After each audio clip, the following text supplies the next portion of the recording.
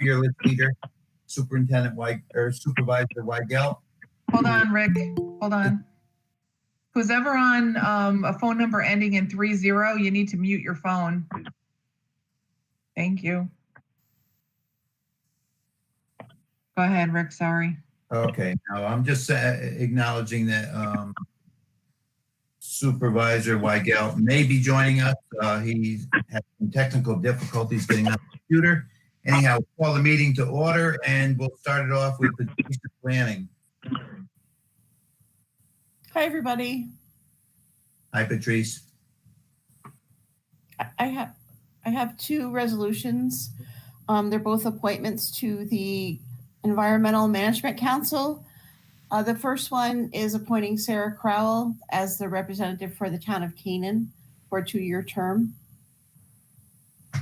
We should do that individually. It's up to you. Is there a motion? Motion made, John Riley. Second? Second, Fiore. All in favor, say aye. Aye. Aye. Okay, and the second appointment, the second resolution is it's a reappointment for Christian Swenningson, representing the town of Stuyvesant for a 2-year term. Okay, Motion made, Riley. I'll second it. Ron Knott. All in favor, say aye. Aye. Opposed? Approved. Okay, that's it for me. Thank you very much. Thank you. Good Bye, night. Patrice. Good night. Bye, Patrice. Bye. Michael, are you on? I am, thank you. Your show. Good evening, everyone. Hey, Michael. Hello. Hi there, Michael. There's Patsy. We can see you. I have one resolution this evening. The same old boring stuff I always have to bring, but unfortunately I have to bring them. I've got a standard workday and reporting resolution for elected and appointed officials. We did receive some records of activities from some of our new positions, as well as some revisions to some individuals who had already been in the retirement system. So I just need that with the attached RS 2417A, please. Is there a motion on that? I'll move it. Motion made by Patsy Leader, Supervisor Leader. Second? Second. Morrell. Chairman, second. All in favor, say aye. Aye. Aye. Approved. Thank you, Michael. Okay. Thank you all very much. Have a nice evening. You too. To that, you're on. Okay. The only resolution I have tonight is for the town of Ankrum. As you know, last month we adjusted revals for the towns of Chatham and Ghent due to delays with COVID-19 in other projects. So we moved Chatham and Ghent to 2022 revals, and I am requesting to move the town of Ankrum to a 2023 reval from 2022. Okay, Ankrum will be happy about that. Is there a motion on the floor? I'll move it. I'll second it. Second by Supervisor Knott. All in favor, say aye. Aye. Opposed?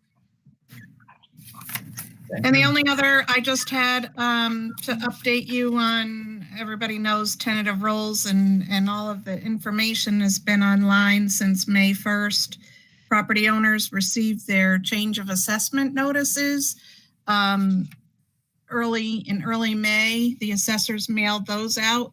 One thing I'm not sure you're aware of, but there was new legislation that was part of the state's budget, whereby if a property owner is delinquent in their property taxes by more than 1 year, they will lose their star exemption if they do not pay their property taxes. So we had to work with the county treasurer's office, the city treasurer's office, village clerk's office to get delinquent tax information from them in a very short period of time, unfortunately, but that was able to be done. Those individuals that the state has decided fit this category will receive a letter directly from New York State advising them that they have to pay their tax by, I believe it's June 22nd, or they will lose their star exemption.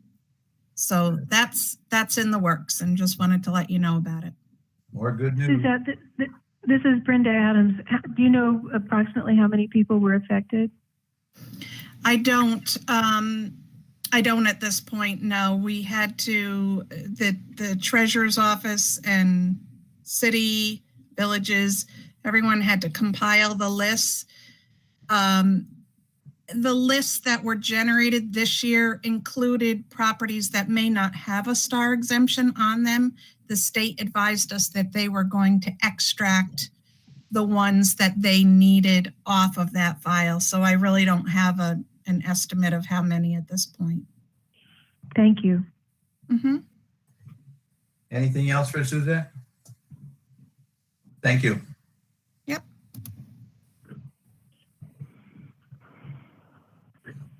Who's on for Board of Elections?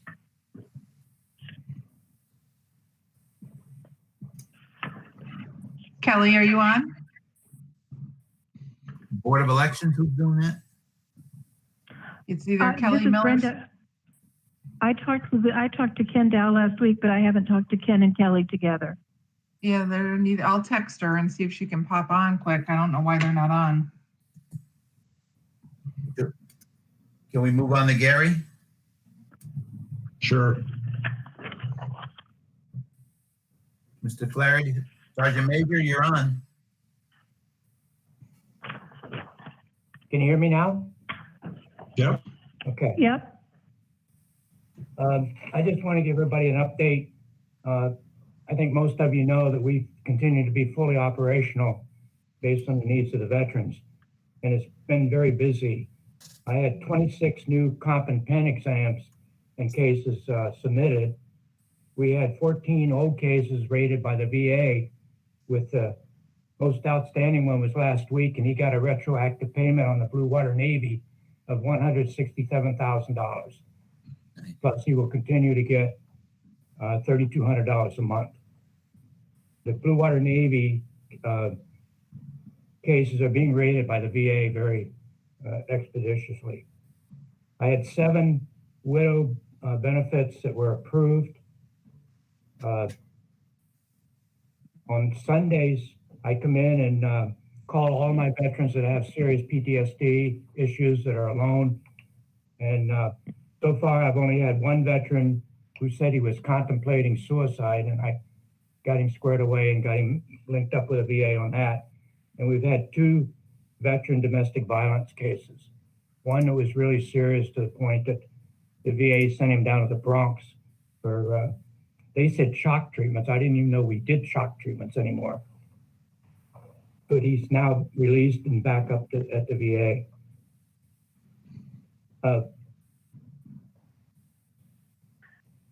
The office has been, as I said, fully operational, and all my people, as of last Thursday, have taken the blood tests for the virus and come back negative. So we've all come back negative from the lab in Albany. And that's about all we have. We're still doing sporadic transportation to the VA when the VA calls somebody and wants them to come up on a bad result of a test, or they need blood testing. Otherwise, the drivers are on standby. Anybody have any questions? No. Bringing in a lot of good money. Gary, thank you. You're welcome. Are you speaking on Memorial Day? No, nobody's There's contacted me. no ceremonies. I'm going up to the Saratoga National Cemetery on Sunday. I see. I have a couple of veterans up there I'm taking flags up to, because they're not putting out flags this year. If somebody wants them, either a friend or a family has to put the flag on a grave. My goodness. Okay, That's it. thank you, sir. Thank you. Thank you. Rick, Yes, I was able to get a hold of Kelly. She'll be dialing in, but we can go on to the historian if in the meantime. Okay, Mr. Better, you're on.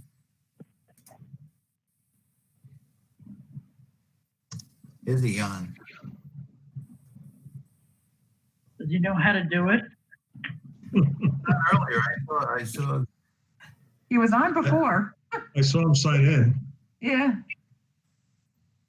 I don't see him unless he dialed in. I don't see his Oh, name no, on he's the on. list. Bill, you gotta turn your mute off or dial into the meeting by phone. Oh yeah, there he is. He's at the bottom of the list, but he's on mute. But if he doesn't go through Chrome, we may not be able to hear him. So Bill, dial into the meeting with a phone number. Does he know sign language? He doesn't like mine.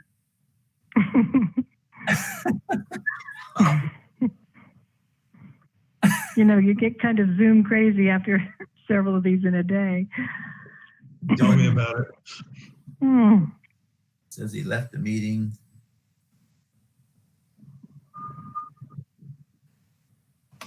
Well, he'll figure it out. I guess we'll wait around for a minute or two. We'll see who pops up first, Kelly or Bill. Okay, Kelly's here. All right. Yay. Sorry about that. So we got to scroll backwards then. Hey, Rick, hold on. I've Okay. got the screen on. Go ahead, Bill. Hi, folks. I'm sorry I'm having this technical difficulty. Can you hear me all right? Yes. Okay. I just wanted to update you on a couple things. One is the office was relocated from 610 State Street. The relocation started at the end of February, early March. It got interrupted by the virus shutdown. It's mostly finished. I've been relocated over to the office upstairs over the county clerk's office. So that was accomplished. During end of February, early March, I received a communication relative to the indigent cemetery that the County of Columbia has previously operated. It's in Ghent. It's near the Ghent Highway outpost and the county outpost. Some people have been using it as like a passageway for ATVs. And I went over there. I spoke to the individual, the constituent that had made the complaint. It has been a cemetery for indigent for decades. The last people I know that were buried there go back to the 90s. And I wanted to tell you about it just because the Supervisor Morrell and Supervisor Knott and Supervisor Benvenuto were instrumental in getting some highway folks to go over there, secure the cemetery to minimize the possibility of people with ATVs and other vehicles going over the graves, and they spruced up the graves. They had been neglected for a long time. So it's a very nice thing to have done. And I know I was contacted by one member of the Ghent Town Board, and they were very appreciative. When I was before the Sacred Sites event by the New York Land Marks Conservancy was pushed back from May to August, and a number of churches that plan to be open. It's a wait and see about whether that will come off depending on what happens in August this summer. I previously spoke to you about the Clarkson Chapel that's down in Claremont. I want to thank Supervisor Knott, who's been down there, and the facilities folks have cleaned up the outside as well. There has been some interest in maybe holding events there, like music recitals, and having it open and used. It's in wonderful condition. I've been there. I realize that the county is in dire financial circumstances, difficult if not dire, and I understand that that's probably not a high priority money-wise. Towards that end, I did have people offer to see what they could do to support it. You could use a coat of paint. You could use some landscaping. The fence needs to be painted. The iron gate needs to be painted, things like that. And that prompted me to think about whether we could or should have an organization like a Friends organization, the way Lindenwald does, the way Claremont State Park does, the way the Olana has it. Something like that is a way to have people that might find that of interest to them support it financially, that could help take care of the place. I don't know if anybody has any thoughts about that or any opinions, but I know when it comes to utilizing tax revenue, that's going to be very low on the priority list. So do you have donations to go for this, that somebody will pay for it and it won't hurt the county at all? Yeah, Bill? yeah. I didn't hear you, Bill. I'm saying, yes, I have people that are willing to do that. So why don't we just move it and go ahead? So let me ask you a question. You're talking about creating a 501c3? Yes. Okay, and you would be responsible for maintaining that? Well, we go to get money to help take care of it. I know what it's what I've been told by Supervisor Knott and others is that twice a year facilities would go down there, they'd mow the lawn, they'd rake the lawn, things like that. I would think a more regular maintenance would be in order. It hasn't been painted in a long time. The little bell tower was taken down. The remnants of the tower are actually at 401 State Street, and the bell is at 610 State Street. Yeah, I know. Foundations per se, prefer by law to give to nonprofits. 501. Well, either one, I don't care what it is. You can make either one. Just to me, a nonprofit's a little easier, but to create. But they also get audited. That's what I'm saying. Who's going to be responsible for maintaining that 501c3? You have annual filing requirements also with the IRS and New York State. You file a 990 with the Attorney General's office. You file a 990 tax return. You make an annual charities report, both for foundations and nonprofits. I have no problem doing it. I do that, on a regular basis, and I'm not looking for any compensation for it. I just know how to do it. So I would just like to find a way for people who want to support something to do it, and I know it's a piece of property that the county has had ownership of since the late 90s, and I know that it's not something that people have wanted to spend money on, or we could spend money on it. I'm just trying to find a way to take care of what we have. I think it's a great idea. What I'm getting at, you just said the magic word. You have no problem doing it. Rob Fitzsimmons, we have any legal issues about creating a 501c3 for that? Bill and I talked about it a few months ago, and he had done the research, and there are provisions where persons can make donations to government for purposes. So I don't think we have any issues with it if he's willing to, set it up and administer it. And also, if a 501c3 is set up, if the income is less than $50,000 a year, like Mr. Better said, it's a Form 990 every year, so it's pretty simple. It's basically a postcard. It's a postcard. Yeah. It's a postcard. You fill out a postcard and send it in. But there's also another interim step that you can take, which is if you wanted to test it for a while, you could have another 501c3 in Claremont or maybe even the Columbia County Historical Society accept checks and umbrella the chapel. And then the checks would be tax deductible, but then that 501c3 would have the responsibility to accept the gifts, acknowledge the gifts, and make the report. So if you just wanted to test the waters for a year or two to see what the level of donations or interests were, you could do that without forming a 501c3. Can I make an observation, please? We had that issue here in Germantown as well, and I have a 501c3 for my Parks Commission, and they've been offered money to do various things that are not within their exempt purpose, and they would have to go back to the IRS and ask for them to approve it. That's one thing. It's also not in the documentation that they filed with New York State. So you would have to be very specific. Whatever group is going to receive this money in the interim would have to be allowed to do that, or they'd have to change their purpose.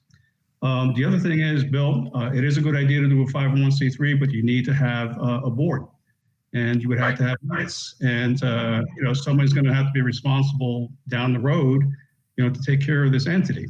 But my last observation is this, Rick, you made it. There are foundations that are only willing to make contributions to 501c3s, but individuals today, most folks aren't eligible to get a charitable donation write-off anyway. So it might not matter to them where they contributed to. Well, I think just a couple of add-ons to that. I think that's the reason I suggested the Columbia County Historical Society, because the mission would be within their stated purview already. And I think that I'm working with an organization that's undergoing a 501c3 application now, which is expected to take anywhere from 6 to 8 months. Filing the corporation, getting the board, doing the articles of incorporation doesn't take very long, but apparently the feds are way backed up, and so getting the tax exempt status is something that is currently estimated between 6 and 8 months. So I think if you found an organization that is, that has a parallel mission and that already has an existing board, that would be certainly a shortcut or a fast way of doing it if you wanted to do something this year. Otherwise, you're looking further out.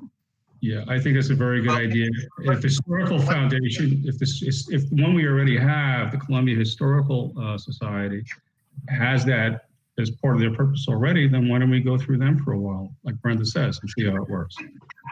If you're okay with the following, that we try to do both, we try to do somebody on an interim basis to test the water, and then simultaneously try to process one for the longer term.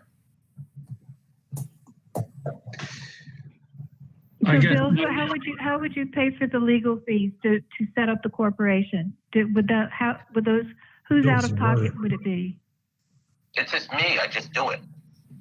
Okay, I know Bill's a lawyer, but I didn't know if he was familiar with this process. Yeah, no, I do that kind of stuff, and I would just do it. I don't care. I mean, you're talking about a few $100. It's not a lot of money. Okay. I want to find a way to do it. I want to find a way to enhance the property without coming without trying to get it through tax dollars, because that might be a problem, especially the next couple of years. Okay. Can we go with the Columbia County Historical Society and see if their stated purpose would allow for this to happen, and then say give it a year? You try this. I'm sorry, Ron. Who spoke? Is Bill still on that board? Not. I just wanted to weigh in on that. In Stuyvesant, we have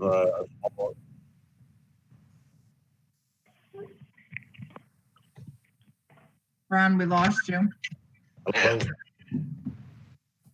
Not your picture, though. All right. Frozen in time. Typically, I think what would happen. That actually, we work under Open Space Institute, and situation where we can operate as a 501c, and they do all the paperwork reporting for us. The Columbia County was not interested to do that last time we asked them. Did you catch that, Bill? No. The Columbia County Historical Society was not interested in helping on whatever Ron's. Or what Ron was doing in Stuyvesant. Yeah. I mean, I don't mind going to them and ask, and then coming back next month and reporting back. Okay, I think that would be a good idea. Why don't I find that out, Supervisor Bowery, and then we'll go from there. Sounds good. I've said a lot of these things.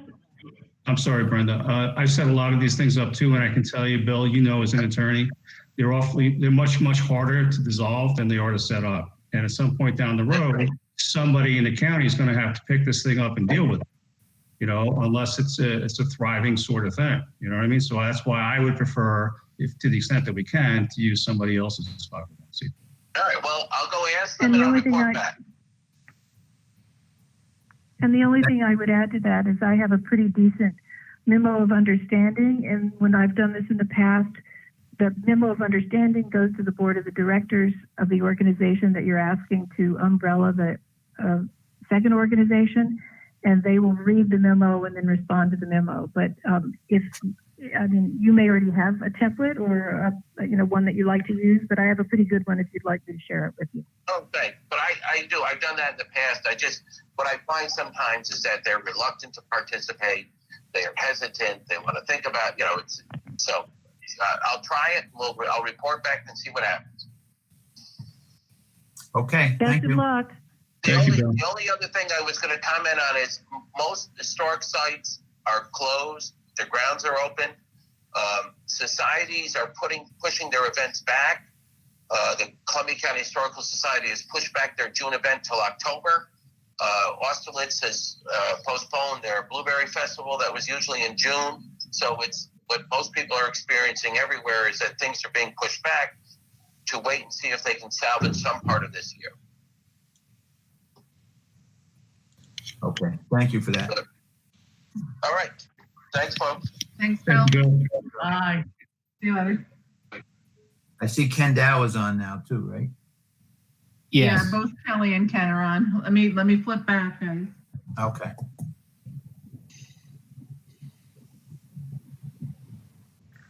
Cal, are you on? Yeah, I'm on. Can you hear me? I'm here. Okay, we've got the agenda up, so whoever wants to speak, go ahead. Okay. Can you hear me? We do. Yep. Okay. Yes.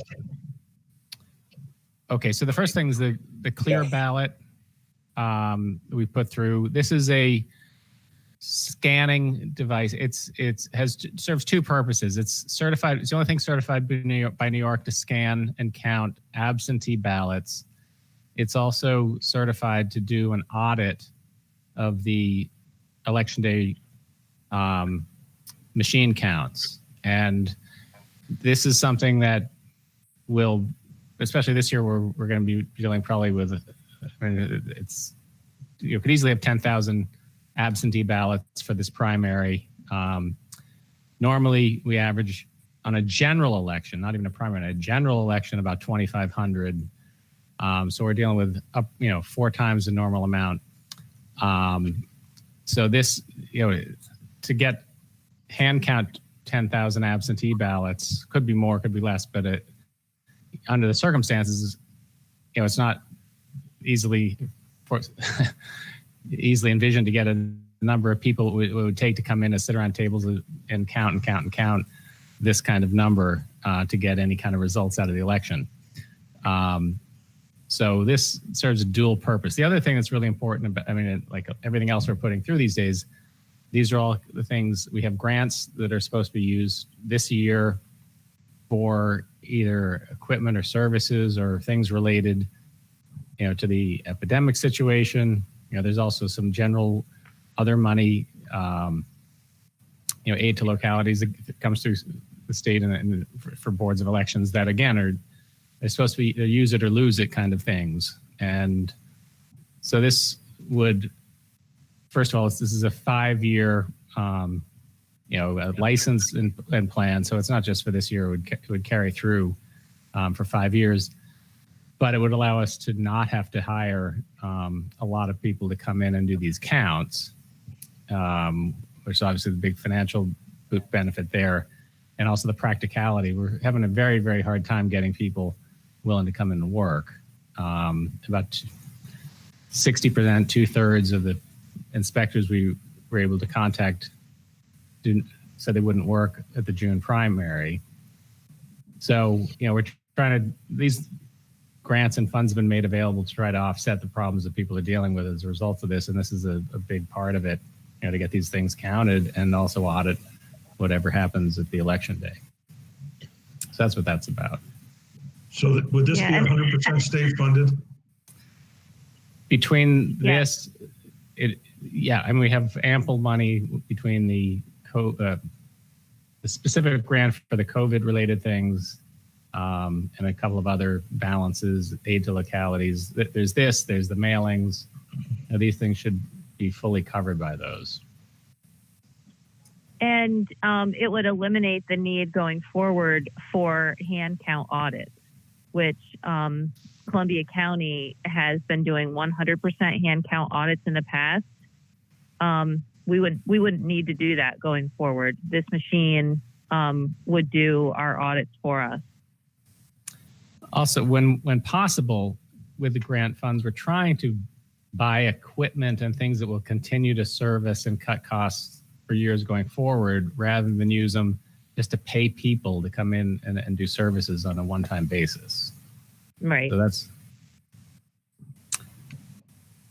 This is Supervisor Schmiedis. What is your plan if we're using sort of, as we use more technology, to do some sort of hand count audit, just to double check that the technology isn't flawed and we're not miscounting based on sort of automation? Well, they're already Well, yeah, go ahead, Ken. There are two different things. As far as the audit aspect of the election day, first, those are ballots that were cast in polling places on election day, which we then have to do a second count of a portion of them by law. The county has been doing a complete recount, but you have to do a certain percentage of that. So what you're comparing is the read off of one system, that is the Dominion scanning, and then you're running it through a completely different system, different technology, different software, different hardware, different everything, and comparing to see if you get the same results from the second one that you would do with the first one. If they're so. And you start with 3%, and if it doesn't pass the 3% audit, you go to 5%, from what I understand, and so on. And I mean, if we were seeing huge discrepancies, then we would of course explore that. I think to the extent that we, are handling 10,000 or something in the vicinity of 10,000 absentee ballots for this primary, if we can run them through the clear ballot for the count. We haven't specifically addressed it, but we would, I'm sure, randomly sample certain clusters of ballots, to make sure that what we're seeing, is being recorded. The other thing about the clear ballot is actually gives you an image of what it's looking at.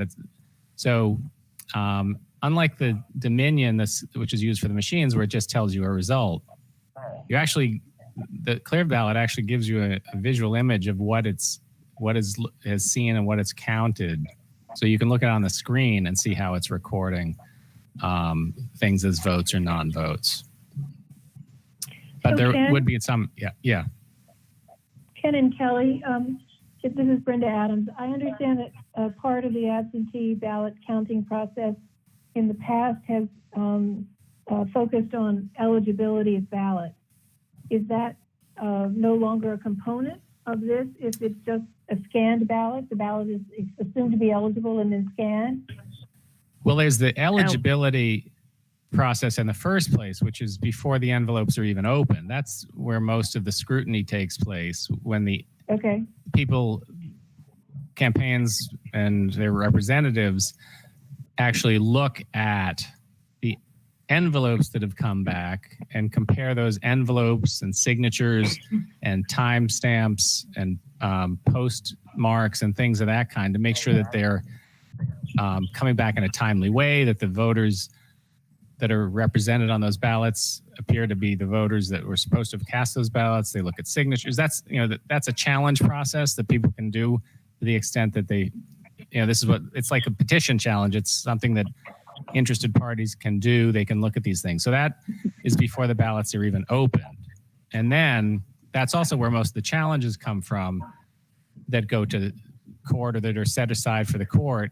In fact, all of them that are set aside, if there is a disagreement about whether to open a ballot, open an envelope, that's where attorneys and campaigns and candidates and such can say, under certain circumstances, they want time to go to the court to prevent the challenge ballots even from being open. That's where most of the contest comes. Once we get into the open ballots, you're just looking at marks. There can be disputes once in a while over how ballots are marked, but that would all be, this would all be transparent too, because again, these images are created. So my question is really that we still have to have some staff for that challenge process. There could be. I think that yes. would just be mostly our staff, I think. Okay. You know, it's hard to. We don't tend to get much of that. It is hard to know. You don't get much of that in a that tends to happen mainly in the local years, because that's when everybody's, you know, fighting over a couple of ballots. Probably not that likely this year, certainly in the presidential one. Conceivably, if we had a very, very, very tight congressional primary on the Republican side, those campaigns could come in and want to do that. And then, you know, there's usually an impoundment order, and they need to be given the chance to review those. Thank you.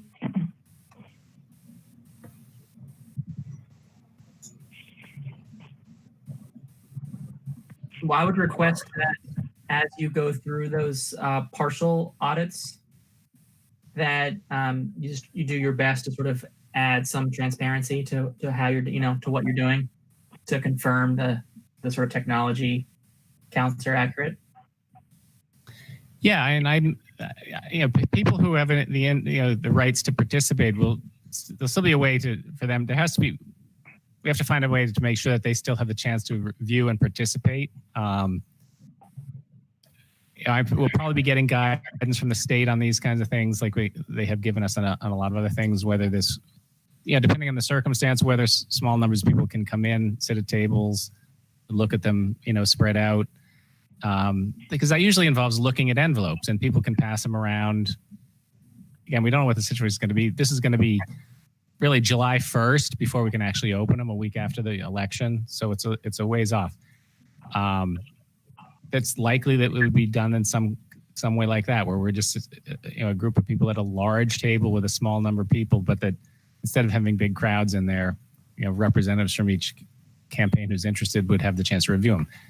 As I said, it's not the only place there's much chance of that at all would be if we had a very close congressional campaign, because I just don't see that happening in the presidential primary here. There's no reason for it.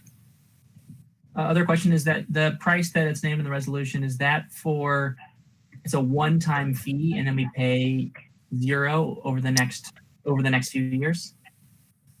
That covers 5 years. That's supposed to be an all-inclusive hardware and 5-year license. To get it should cover the entirety of the cost for 5 years.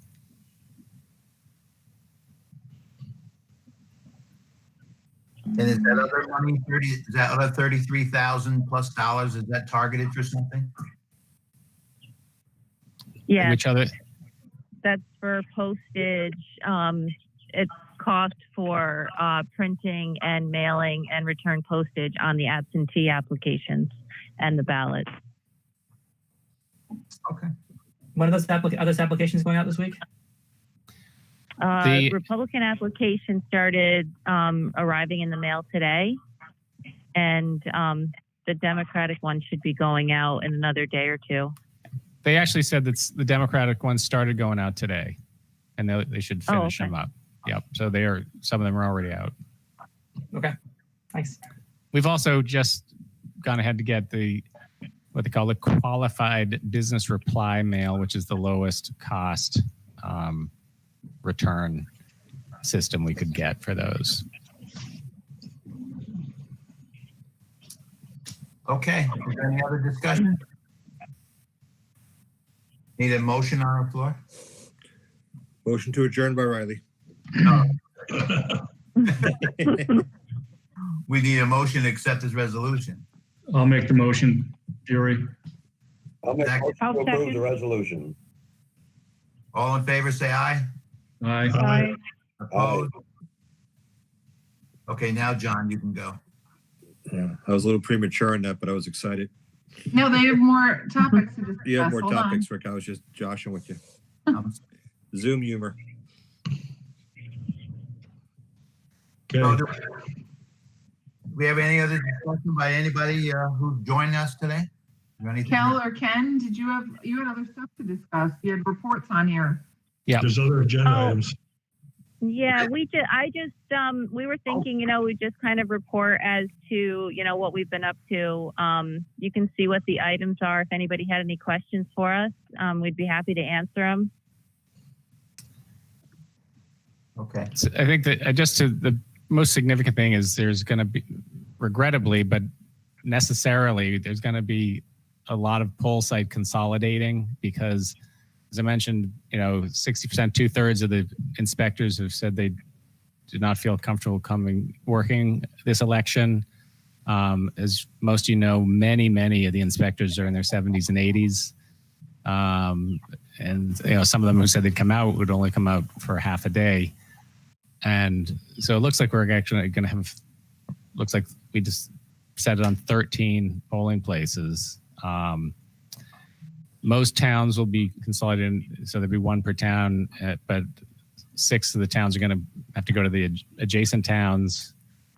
We didn't want to do this, but we've been talking to people, trying to get, a real number of what we had. The one thing that we most wanted, and we really felt we had to be cautious about, is we did not want to overshoot and then find a few days before the election, people wouldn't show up and have to run around saying, well, we're closing this one, and trying to tell people at that point where they had to go. That would be, we thought, complete chaos.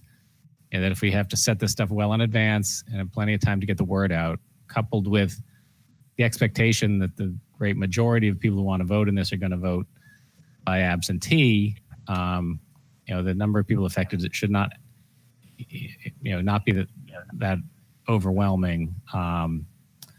We ran a lot of numbers on historical turnout and the number of people that come to polls and polling places at contested primaries and not strongly contested primaries.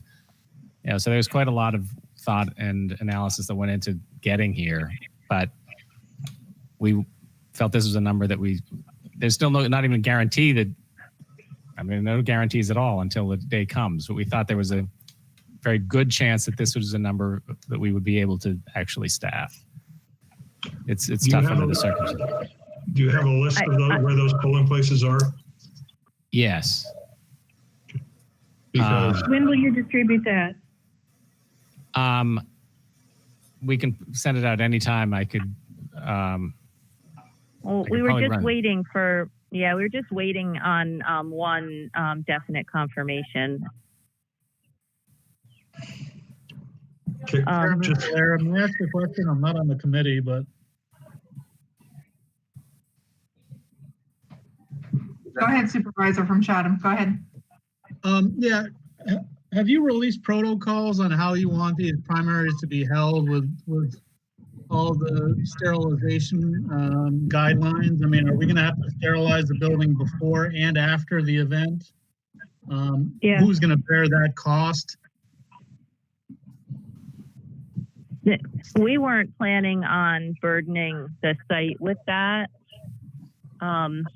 We, of course, would offer to have a cleaning done after we leave, if that's something that you would like. Okay, yeah, that would be great. Now, for Chatham, do you know which site has been chosen as the consolidated site? The town hall. The town hall. Okay. I'd also like to say that our brand new printer is up and running, and Ron and Ravonda were able to print a sample ballot off of it today, very successfully.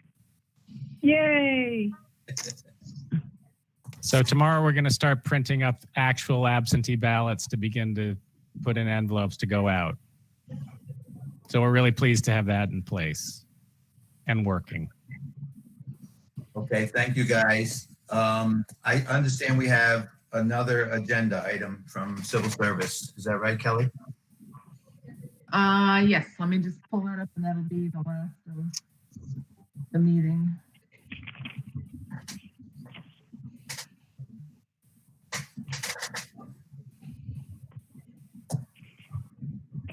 Are you there? Yep, go ahead. It's to reappoint one civil service commissioner. These are 6-year terms, and Catherine Kathy Hogenkamp's position is up currently, and she's seeking reappointment. I'll make that motion. I'll second. All right, we have motion by Supervisor Leader, seconded by Supervisor Knott. Is there any discussion? All in favor, say aye. Aye. Opposed? Passed. Okay. That's And it. if you have anything else, Rick, I don't know. I don't have anything. Anybody else have anything they want to add in? I'll ask Supervisor Riley for a motion to adjourn. I'll make my second motion to adjourn. Hopefully it'll stick this time. Get better, John. I'll second. Supervisor Leader seconds. All in favor, say aye. Aye, thank you. Down you Thanks, go. everybody. Thank you. Thank you all. You did a good job, Good Rick. night.